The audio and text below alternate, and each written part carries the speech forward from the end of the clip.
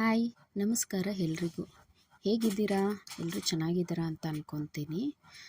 ನಾನು video start ಮಾಡ್ತಾಯಿದ್ದೀನಿ. ಈ ವಿಡಿಯೋ ನೋಡ್ತಿದ್ದಂಗೆ ನೀವು ಅನ್ಕೋಬೋದು, ಏನು ಈ ಅಮ್ಮ ಯಾವಾಗಲೂ ತಿರುಗ್ತಾ ಇರ್ತಾಳೆ ಅಂತ. ಖಂಡಿತ ಇಲ್ಲ. ಇವತ್ತು ನಾವು ಒಂದು ದೇವಸ್ಥಾನಕ್ಕೆ ಹೋಗ್ತಾ ಇದ್ದೀವಿ. ಕಾರಣ ಇಷ್ಟೇ, ಲಲಿತಾಶಾಸ್ತ್ರ ನಮ್ಮ ಪಾರಾಯಣ ಮಾಡೋದ್ರಿಂದ ನಾವು ಆಹ್ವಾನ ಕೊಟ್ಟಿದ್ದರು ನಮಗೆ ಬರಬೇಕಂತ. ಹಾಗಾಗಿ ಇವರು ಮಂಜುಳಾ ಅಕ್ಕ ನಮ್ಮನ್ನೆಲ್ಲ ಕರ್ಕೊಂಡು ಹೋಗ್ತಾಯಿದ್ರು. ಸರಿ, ನಾವೆಲ್ಲ ಅಲ್ಲಿ ಹೋಗಿ ಬಸ್ ಹತ್ಕೊಂಡ್ವಿ. ಎಲ್ಲರೂ ಆಲ್ರೆಡಿ ಬಂದುಬಿಟ್ಟಿದ್ರು. ನಾವು ಹೋಗಿ ಅವ್ರ ಜೊತೆ ಜಾಯಿನ್ ಆದಮೇಲೆ ಅಲ್ಲಿ ತಿರುಪತಿ ಪ್ರಸಾದ ತೊಗೊಬಂದಿದ್ರು. ಪ್ರಸಾದ ತಿಂದು ಜ್ಯೂಸ್ ಕುಡಿದು ನೀರು ಕುಡಿದು, ಹಾಗೆ ಅವತ್ತು ಸಂಕಷ್ಟಮಿ ಇರೋದ್ರಿಂದ ಸಂಕಷ್ಟಹರ ಚತುರ್ಥಿದು ಪ್ರಸಾದ ಸಿಕ್ತು. ಎಲ್ಲ ತಿಂದ್ಬಿಟ್ಟು ರೆಡಿ ಆಗಿದ್ವಿ ಹೋಗೋಣ ಅಂತ. ಇವರೇ ನೋಡಿ ಮಂಜುಳಾ, ಇವರೇ ನಮ್ಮನ್ನು ಕರ್ಕೊಂಡು ಹೋಗಿದ್ದು. ಇದೇ ಜಾಗ ನಾನು ಕೂತ್ಕೊಂಡಿರೋದು. ನನ್ನ ಪ್ಲೇಸ್ ಖಾಲಿದೆ. ನನ್ನ ಪಕ್ಕದಲ್ಲಿ ಆಂಟಿ ಕೂತ್ಕೊಂಡಿದ್ದಾರೆ ನೋಡಿ. ಎಲ್ಲರೂ ಎಷ್ಟು ಜೋಶಾಗಿದ್ದಾರೆ. ಎಲ್ಲರೂ ಅಷ್ಟೇ, ಗಂಟೆಗಟ್ಟಲೆ ಆದ್ರೂ ಅತಿ ಹೆಚ್ಚು ಉತ್ಸಾಹದಿಂದ ಪ್ರಾರ್ಥನೆ ಮಾಡ್ತಾರೆ.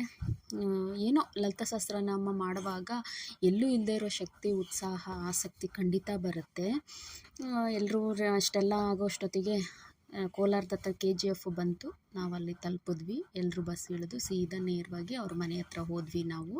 ಅವರು ದೊಡ್ಡಬಳ್ಳಾಪುರದಲ್ಲಿ ಇರೋದು, ಆದ್ರೂ ಇಲ್ಲಿ ಹಳ್ಳಿಯಲ್ಲಿ ಬಂದು ಮನೆ ಕಟ್ಟಿದ್ದಾರೆ. ತುಂಬ ಚೆನ್ನಾಗಿತ್ತು ಮನೆ. ಹೋದ ತಕ್ಷಣ ದೇವ್ರಿಗೆ ಕೈ ಮುಗಿದು ರೆಸ್ಟ್ ಮಾಡಿದ್ವಿ.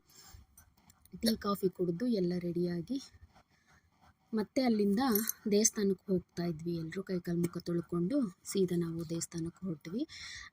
ಗಂಗಾಂಬಿಕಾ ದೇವಿ ಜಾತ್ರಾ ಮಹೋತ್ಸವ ಇದ್ದಿದ್ದರಿಂದ ನಮಗಲ್ಲಿ ಲಲಿತಾಶಾಸ್ತ್ರ ನಮ್ಮ ಪಾರಾಯಣ ಮಾಡಲಿಕ್ಕೆ ಒಂದು ಸದಾವಕಾಶನ ಮಾಡಿಕೊಟ್ಟಿದ್ರು. ಖಂಡಿತವಾಗ್ಲೂ ಅವರಿಗೆ ಧನ್ಯವಾದನ ಹೇಳಲೇಬೇಕಾಗತ್ತೆ. ನಾವೆಲ್ಲರೂ ಹೋಗಿ ಗಂಗಾಂಬಿಕಾ ದೇವಸ್ಥಾನಕ್ಕೆ ಕೈ ಮುಗಿದು ತೀರ್ಥ ಪ್ರಸಾದ ತೊಗೊಂಡು ಎಲ್ಲ ರೆಡಿಯಾಗಿ ಬಂದು ಪಾರಾಯಣಕ್ಕೆ ಅಂತ ಕೂತ್ಕೊಂಡ್ವಿ. ಅವ್ರ ಮನೆಯವ್ರು ಬಂದು ಎಲ್ಲ ನಮಗೆ ಅರಿಶಿನ ಕುಂಕುಮ ಎಲ್ಲ ಕೊಟ್ಟು ರೆಡಿಯಾದರು. ಆಮೇಲೆ ಎಲ್ಲರ ಹತ್ರನೂ ಒಂದೊಂದು ಮೈಕ್ ಕೊಟ್ಟರು. ಯಾಕೆ ಅಂತಂದರೆ ಹೇಳೋದು ಇಡೀ ಊರಿಗೇನೆ ಕೇಳಿಸೋ ಅಂಥ ಒಂದು ವ್ಯವಸ್ಥೆನ ಮಾಡಿದರು. 1 ಗಂಟೆ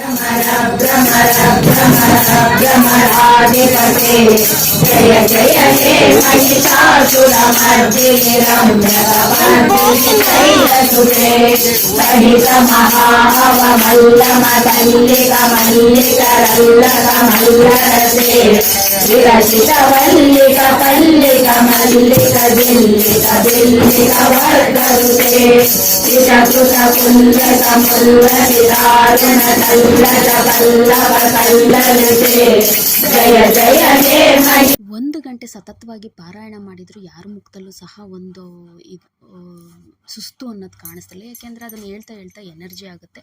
ನೀವು ಯಾರಾದರೂ ಲಲಿತಾಶಾಸ್ತ್ರ ನಮ್ಮ ಪಾರಾಯಣ ಮಾಡ್ತಿದ್ರೆ ಅಥವಾ ಯಾರಾದರೂ